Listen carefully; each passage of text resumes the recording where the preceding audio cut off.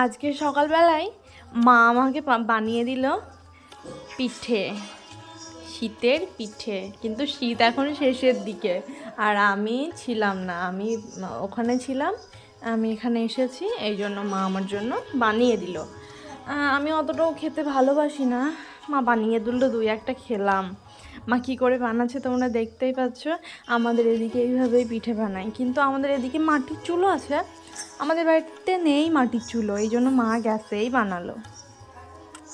তোমাদের কেমন লাগছে দেখতে একটু কমেন্টে জানিও।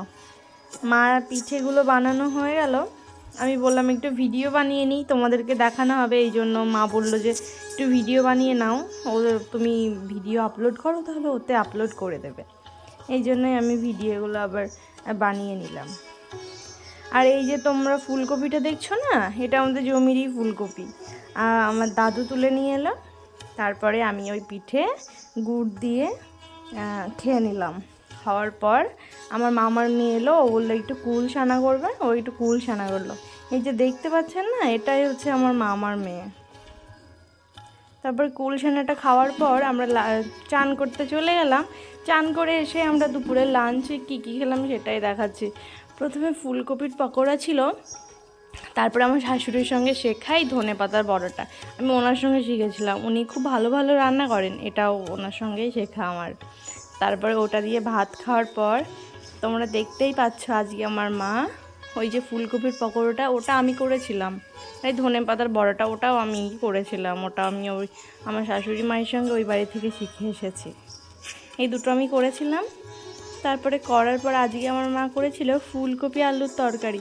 হ্যাঁ, এটা খাচ্ছি, এটা হচ্ছে মাংস ভাজা, মাংস দিয়ে আলু ভাজা, এটা আমার মা খুব ভালো বানায়। এটা দিয়ে ভাত খেয়ে নিলাম। তারপরে খাওয়ার পর আজকে আমাদের বানিয়েছে ফুলকপি আলুর তরকারি একটা, আর বানিয়েছে চিতল মাছ। এটা দিয়ে খাওয়ার পর তারপরে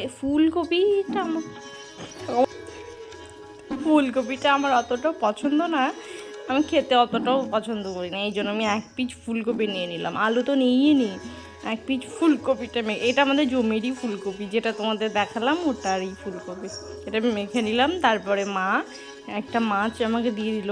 এই চিতল মাছগুলো কিন্তু অনেক কাঁটা, আমি বেছে অতটাও খেতে পারি না, কিন্তু খেয়েছিলাম, পুরোটা কমপ্লিট করতে পারিনি, বাট খেয়েছিলাম।